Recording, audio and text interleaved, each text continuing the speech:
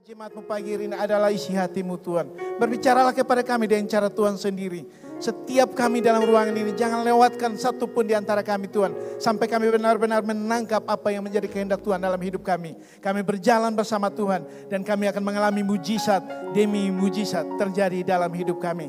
Terima kasih Tuhan, kami siap mendengar firman-Mu. Setiap roh yang tidak memuliakan Tuhan, yang berusaha menghalau pikiran kami, konsentrasi kami sehingga tidak fokus pada pemberitaan firman. Kami ambil otoritas yang Tuhan berikan kepada kami sebagai anak-anak Allah. Kami lumpuhkan, hancurkan kuasa dan kekuatannya hanya di dalam nama Tuhan Yesus Kristus. Kami beri otoritas tertinggi pada roh-Mu untuk berkarya sepanjang ibadah kami pagi hari ini.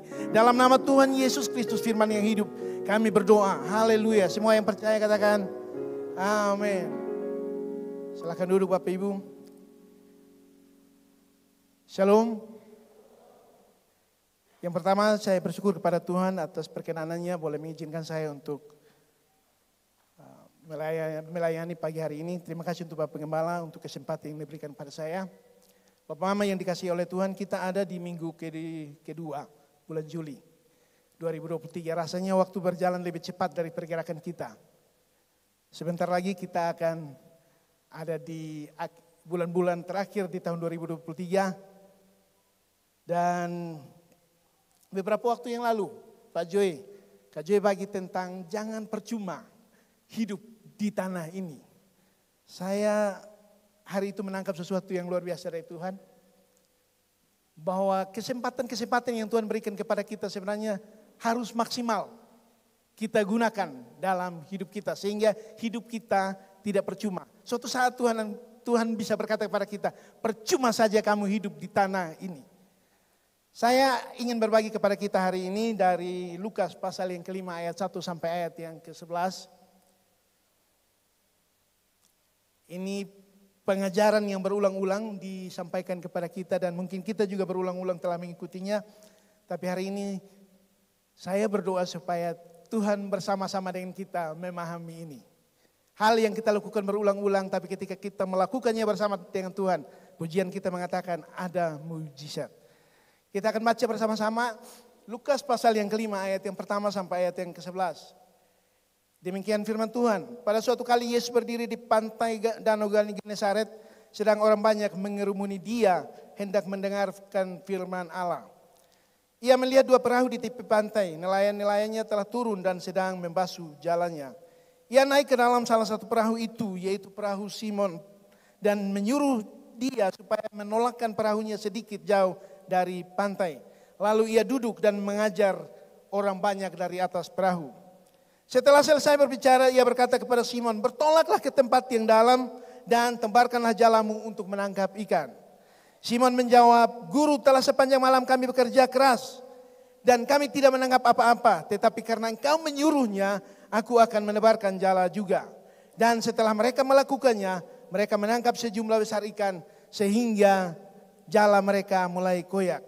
Lalu mereka memberi isyarat kepada teman-temannya di perahu yang lain supaya mereka datang membantunya. Dan mereka itu datang lalu mereka bersama-sama mengisi kedua perahu itu dengan ikan sehingga hampir tenggelam. Ketika Simon Petrus melihat hal itu, ia pun tersungkur di depan Yesus dan berkata, Tuhan, pergilah daripadaku karena aku ini seorang berdosa. Sebab ia dan semua orang yang bersama-sama dengan dia takjub oleh karena banyaknya ikan yang mereka tangkap. Demikian juga Yakobus dan Yohanes, anak-anak Zebedeus yang menjadi teman Simon. Kata Yesus kepada Simon, jangan takut. Mulai dari sekarang engkau akan menjala manusia. Dan sesudah mereka menghela perahu-perahunya ke darat, mereka pun meninggalkan segala sesuatu lalu mengikut Yesus. Demikian firman Tuhan bagi kita semua. Pemama yang dikasihi oleh Tuhan, saya memberi tema sederhana bagi kita pagi hari ini, ketaatan. Dalam Kamus Besar Bahasa Indonesia dikatakan ketaatan berarti kepatuhan atau kesetiaan terhadap segala sesuatu. Taat ini sederhana saudara, tapi sulit untuk kita lakukan. Taat ini kalau kita bolak-balik baca dari kiri ke kanan tetap akan sama. Taat. Sederhana. Tapi dalam implementasi dalam hidup kita ini akan menjadi hal yang sulit. Pagi hari ini kita belajar dari ketaatan Petrus. Bapak Mama yang dikasihi oleh Tuhan. Ketaatan yang sungguh-sungguh pada akhirnya akan mendatangkan mujizat. Ketaatan yang sungguh-sungguh akan mengizinkan kita naik level dari satu tingkatan ke tingkatan yang lebih tinggi. Ketaatan yang sungguh-sungguh akan membuat kita mampu melakukan perkara-perkara yang besar. Saya dalam mempersiapkan ini dan ketika kemarin doa sepakat Bapak Gembala membagi di Lukas pasal yang ke-17.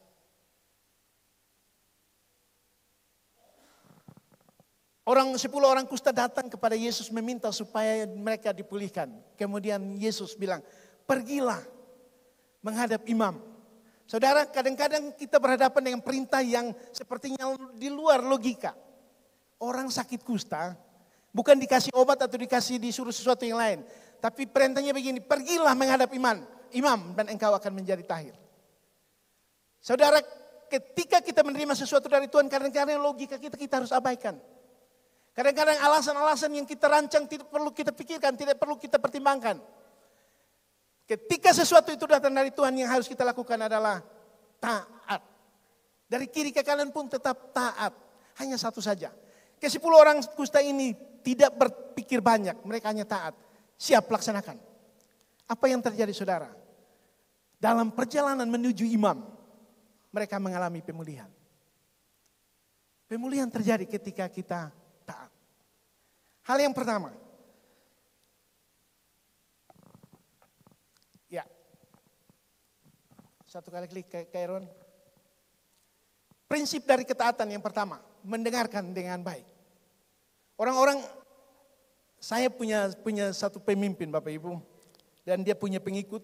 Salah satu pengikutnya begini, diperintah apa saja, belum selesai perintah dia sudah pergi. Dia lakukan salah baru dia kembali, dia tanya, bos tadi perintahnya apa? Ada orang-orang yang seperti itu, tidak mendengar dengan baik. Saking taatnya, sampai belum selesai perintah dia sudah pergi, lakukan. Yang dilakukan ternyata salah. Tidak apa-apa saudara. Kadang-kadang kita perlu memberi respon yang cepat. Tapi yang penting dalam ketaatan supaya ketaatan kita benar-benar sempurna dan tepat. Yang perlu kita lakukan adalah mendengarkan dengan baik.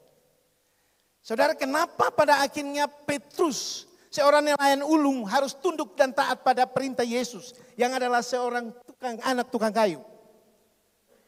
Hal ini dimulai dari mendengar dengan baik. Ketika perahunya Petrus dipakai oleh Yesus untuk mengajar banyak orang, Petrus ada di situ. Petrus mendengar dengan baik firman Tuhan. Ketika kita mendengar dengan baik, saudara, saya mau katakan satu hal. Pendengaran kita, hati yang mendengar dengan baik akan membuat hati kita seperti tanah yang digemburkan dan siap ditaburi. Kalau kita mendengar dengan baik, hati kita seperti tanah yang digemburkan, saudara. Petrus memiliki hati, akhirnya merendahkan diri dan mau taat melakukan apa yang Yesus perintahkan. Walaupun tidak masuk akal. Sepanjang malam kami sudah melakukan itu.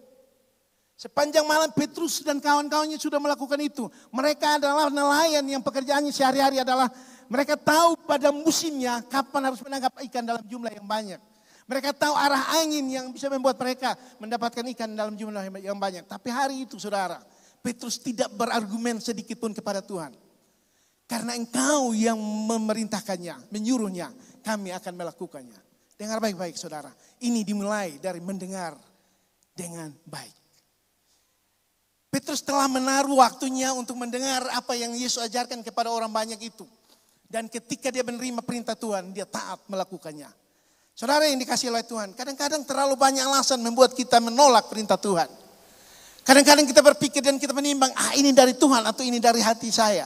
Ukurannya sederhana saudara. Saya dalam pergumulan ketika meminta konfirmasi dari Tuhan. Satu hamba Tuhan bilang saya begini, kalau itu membuat kamu damai sejahtera, itu dari Tuhan. Dengar baik-baik. Segala sesuatu yang datang dari Tuhan pasti membuat damai sejahtera. Tapi kalau itu membuat kita tertuduh, pagi, siang, dan malam kita bersungut-sungut, itu tidak dari Tuhan. Kalau Tuhan perintahkan, kalau ada Tuhan menggerakkan dalam hati kita sesuatu yang baik. Dan itu memberi damai sejahtera, lakukan.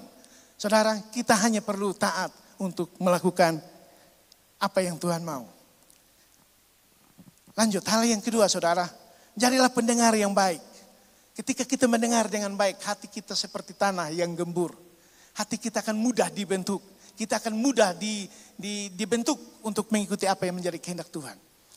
Kedua, kalau sudah dengar dengan baik, bertindak dengan benar. Bertindaklah dengan tepat. Makanya dengar dengan baik supaya waktu bertindak tidak salah. Jangan buru-buru, perintah belum selesai. Ambil segali di sana, ambil parang di sana. Kadang-kadang perintah belum selesai kita sudah lakukan, kita terburu-buru, akhirnya kita bertindak salah. Bertindak dengan benar. Saudara yang dikasihi oleh Tuhan, di ayat yang kelima Simon menjawab, Guru, telah sepanjang malam kami bekerja keras dan kami tidak menangkap apa-apa. Tetapi karena Engkau menyuruhnya, aku akan menebarkan jala juga. Saudara, sepanjang malam mereka bekerja dan mereka tidak mendapatkan apa-apa. Tapi karena Yesus yang menyuruhnya, mereka melakukannya juga. Hari-hari ini mungkin kita telah melakukan banyak hal. Dan kita tidak mendapatkan apa-apa. Dengar baik-baik. Tuhan bilang, lakukan lagi. Kali ini kita melakukannya lagi. Tapi kita lakukan bersama-sama dengan Tuhan. Kita melakukannya bersama-sama dengan Tuhan. Kita melakukannya dalam kehendak Tuhan. Dengar baik-baik. Dipastikan bahwa kita akan mendapatkan hasil yang baik. Jangan berhenti.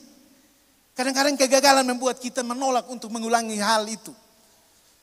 Beta sudah coba dan beta gagal, beta tidak mau lagi. Dengar baik-baik. Kemarin mungkin kita mencoba dan kita sendiri mencoba. Hari ini Tuhan bilang, coba lagi. Ada Tuhan bersama-sama dengan kita. Yesus yang memerintahkan itu. Coba lagi, lakukan lagi. Dan percayalah, kita akan berhasil dalam apa yang diperintahkan kepada kita. Kita hanya perlu satu, taat. Karena Engkau yang menyuruhnya, kami akan melakukannya.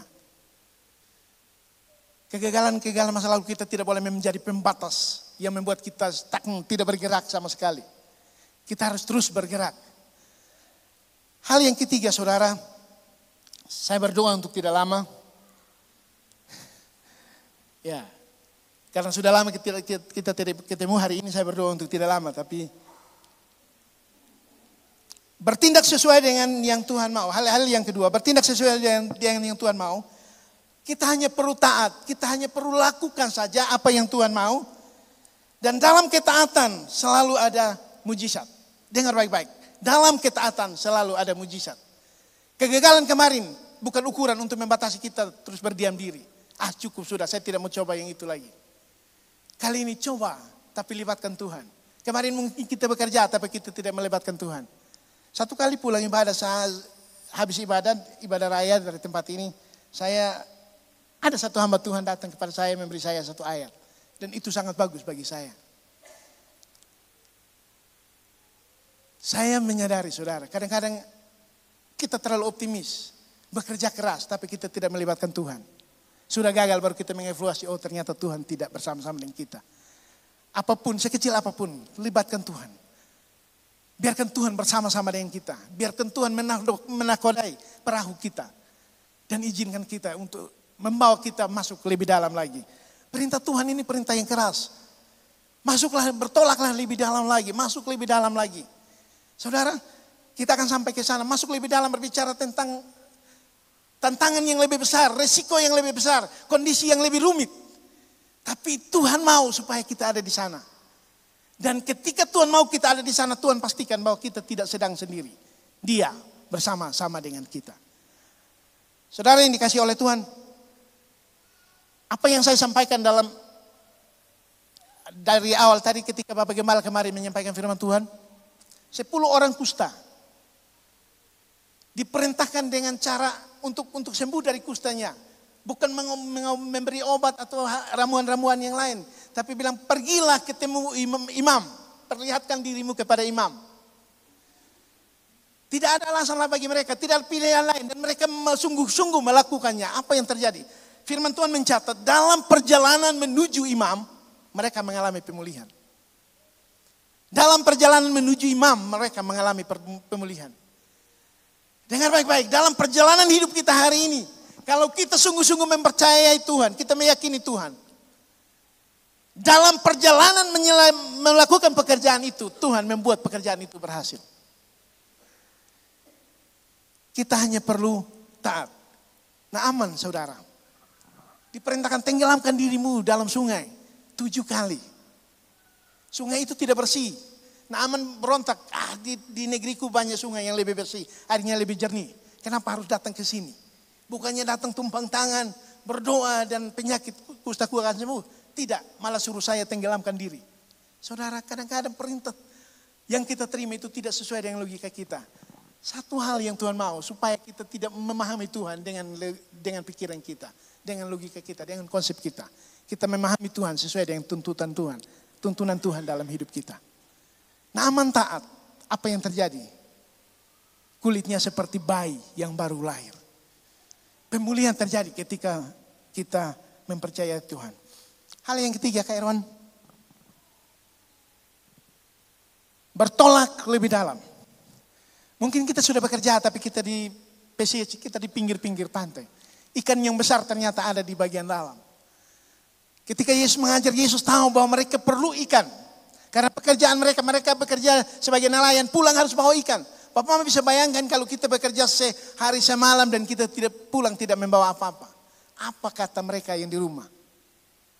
Kerja keluar pagi, masuk hampir siang tidak bawa apa-apa. Bapak Mama bisa bayangkan. Kegalauan, gelisah. Yesus tahu saudara. Apapun kondisi kita hari ini, dengar baik-baik. Yesus tahu kondisi kita, keadaan kita. Yesus tahu apa yang kita butuhkan. Yesus tahu itu. Dia hanya mau kita tidak memahami dia dengan konsep kita dan kemampuan berpikir kita. Tapi dia mau supaya kita memahami dia dengan konsep dan kehendaknya Tuhan. Bertolaklah lebih dalam. Setelah selesai berbicara, ia berkata kepada Simon, bertolaklah ke tempat yang lebih dalam dan tebalkanlah jalamu untuk menangkap ikan. Ayat yang keempat. Saudara, ini berbicara tentang kondisi nyaman kita. Kita keluar dari kondisi nyaman kita. Simon dan kawan-kawannya bekerja di area nyaman. Seperti biasa.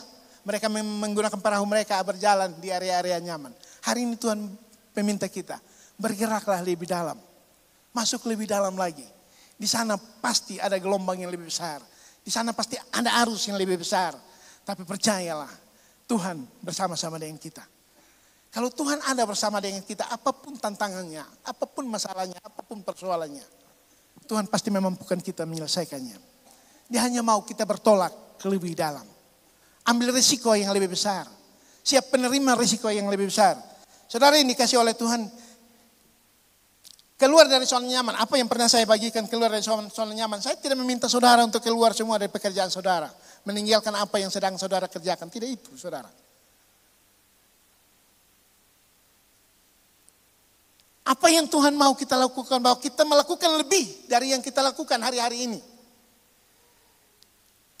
Standar kekristenan itu adalah milik kedua, saudara. Dalam kitab Matius pasal yang kelima disebutkan, kalau orang meminta Anda berjalan dengan dia 1 mili, berjalanlah bersama dengan dia 2 mili. Itu standar kekristenan orang percaya, orang percaya. Nah, untuk berjalan 2 mili kita harus selesaikan 1 mili. Banyak orang dalam hidupnya tidak menyelesaikan 1 mili, tidak menyelesaikan standar pertama dalam kehidupannya, kemudian ingin naik level. Saudara tidak akan pernah sampai di situ. Standar kehidupan orang percaya, orang-orang Kristen, saya dan saudara, adalah kehidupan di milik kedua. Seperti apa saudara? Kalau orang meminta bajumu, kasih jubah. Itu milik kedua dalam hidupmu. Nah, supaya kau bisa kasih jubah, yang pertama harus mampu kasih baju. Kalau baju saja belum mampu, bagaimana kita melepas jubah kita dan kita kasih kepada orang? Kalau mengasihi sesama itu biasa saudara. Banyak orang juga, para penjudi yang ada di hutan sana juga melakukan itu. Tapi mengasihi orang yang membenci kita, memusuhi kita, menjahati kita, itu yang luar biasa. Itu standar kehidupan di milik kedua bagi orang-orang percaya. Syaratnya apa saudara? Kita harus lolos dulu di milik pertama.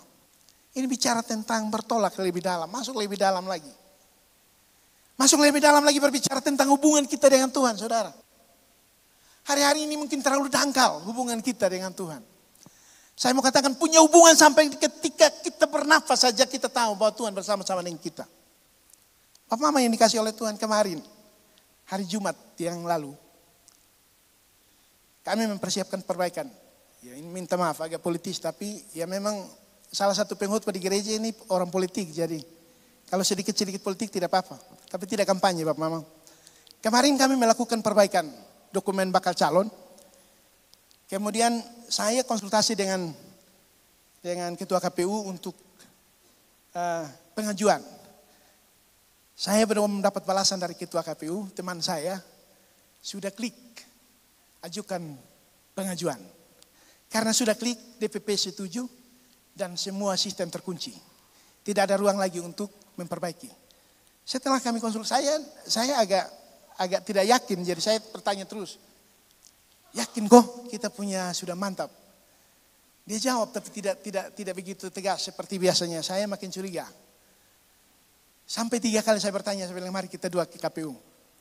Kami ke KPU dan ternyata di sana kami punya 35 kesalahan terhadap 35 caleg. Saudara, jam 5 sore saya harus ibadah dan ibadah tidak bisa dikasih ke orang lain karena saya harus berkhotbah di sana. Jam 2 kami ada di KPU dan kegelisahan mulai muncul. 35 orang. Horor kita. 35 sudah siap caleg dan mereka harus gagal. Orang pasti bunuh. Tapi satu hal yang saya pilih waktu itu. Saya mau ibadah. Setelah ibadah kami pikirkan itu. Di ibadah saudara saya melayani, saya terus yakin dan saya berkhotbah tentang keyakinan, bersyukur makanya tahu bahwa Tuhan pasti terus bekerja untuk mendatangkan kebaikan. Walaupun saat itu saya galau saudara, 35 orang, dari 40 hanya 5. Dan 5 ini 5 yang baru masuk. Kami yang 35 yang sudah bekerja, termasuk Pak Ketua, tidak bisa caleg. Saudara, kami ibadah, selesai kami makan, kemudian pulang. Sampai di sekretariat satu kata yang ada di hati saya, hubungi admin. Tapi admin DPP. Admin DPP ini urus 514 kabupaten kota. Saya membayangkan ini orang kira-kira bisa lihat TTS tidak. Kalau dia tidak lihat TTS maka selesai sudah kami. Saya coba WA saja. Admin telepon. Pak Martin ada apa? Mohon bisa buka akses untuk masuk aplikasi. Karena ada perbaikan. Bukannya sudah disetujui. Ya, betul sudah disetujui. Tapi setelah kami konsultasi ke KPU ada banyak kesalahan. Akhirnya akses dibuka dan kami mulai perbaiki jam 11 malam. Dan berakhir di jam 4 pagi. Kemarin jam 8 pagi, jam 9 pagi kami daftar ke KPU. Kadang-kadang mujizat datang saat kita sudah tidak berdaya apa-apa lagi. Tidak punya apa-apa lagi. Semua kekuatan sudah saya pakai. Saya sudah hubungi ketua DPW, Pak Ketua bilang coba usaha. Coba usaha, ini sistem. Kalau sudah terkunci mau usaha dari lubang mana. Tapi Tuhan berkehendak. Dari situ saya tahu kita perlu melibatkan Tuhan dalam segala perkara. Kecil seperti apapun kita harus melibatkan Tuhan. Kembali saudara, bertolak lebih dalam. Berbicara tentang ambil risiko lebih besar. Tantangan yang lebih besar pasti kita hadapi. Tapi dengan baik-baik kita tidak sendiri. Kita sedang bersama dengan Tuhan.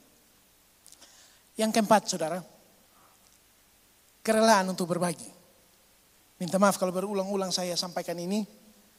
Tapi firman Tuhan bilang kalau disampaikan berulang-ulang itu berarti penting. Amin. Berbagi itu penting kok sonde. Kuat. Amin. Ayat yang ke-7, lalu mereka memberi isyarat kepada teman-temannya di perahu yang lain. Supaya mereka datang membantunya. Dan mereka itu datang, lalu mereka bersama-sama mengisi kedua perahu itu dengan ikan sehingga hampir tenggelam. Dengar baik-baik. Berkat Tuhan, kadang membuat kita tenggelam. Berkat Tuhan yang dinikmati sendiri bisa membuat kita hanyut, tenggelam. Kalau ikan-ikan yang ditangkap oleh Petrus, oleh Simon, dimuat ke atas perahunya sendiri. Tenggelam atau tidak? Tenggelam. Bagi kita orang percaya saudara. Berkat Tuhan itu harus dinikmati bersama-sama. Berbagi. Supaya jala kita tidak koyak. Supaya perahu kita tidak tenggelam. Jala dan perahu berbicara tentang kapasitas. Kapasitas untuk menampung, untuk menerima berkat. Karena itu harus secukupnya, tidak boleh lebih. Ketika lebih dari kapasitas yang terjadi, jala itu akan menjadi koyak dan perahu bisa tenggelam. Apa yang sedang Tuhan berikan bagi kita hari-hari ini? Kalau motor cuma satu tidak usah bagi saudara. Nanti kita mau naik yang mana? Tapi ini maknanya dalam saudara. Bahwa kita hidup bukan untuk kita sendiri. Kita hidup untuk sesama kita. Kalau kita hidup untuk sendiri, mungkin kita diciptakan menjadi seperti orang hutan, ada di hutan sana, sendiri. Kita diciptakan seperti binatang, sehingga tidak punya nilai sosial. Tapi karena kita mulia, dan kita memang ditakdirkan untuk ada di tengah-tengah orang banyak, mempengaruhi orang banyak. Tidak hanya menyelamatkan jiwa mereka, tapi juga peduli terhadap kebutuhan-kebutuhan mereka. Bapak Mama yang dikasih oleh Tuhan, jika kita tidak berbagi, jala kita akan koyak dan perahu kita pun akan tenggelam. Sekali lagi, jala dan perahu berbicara tentang kapasitas. Perluas kapasitas kita. Caranya apa, saudara? Tidak perlu beli jala baru. Tidak perlu beli perahu baru. Perluaslah kapasitas. Panggil perahu yang lain. Bawa jala yang lain. Sederhana saja. Kadang-kadang kita pikir perluas kapasitas, kita bikin tambah satu lagi di sana. Tuhan membawa perahu yang lain. Bawa jala yang lain. Izinkan mereka menikmati. Supaya perahu kita tidak tenggelam. Dan jala kita tidak goyak. Hal yang kelima, saudara. Coba ke Aaron Creek satu kali. Ya. Tinggalkan semua. Ikut Tuhan. Ayat yang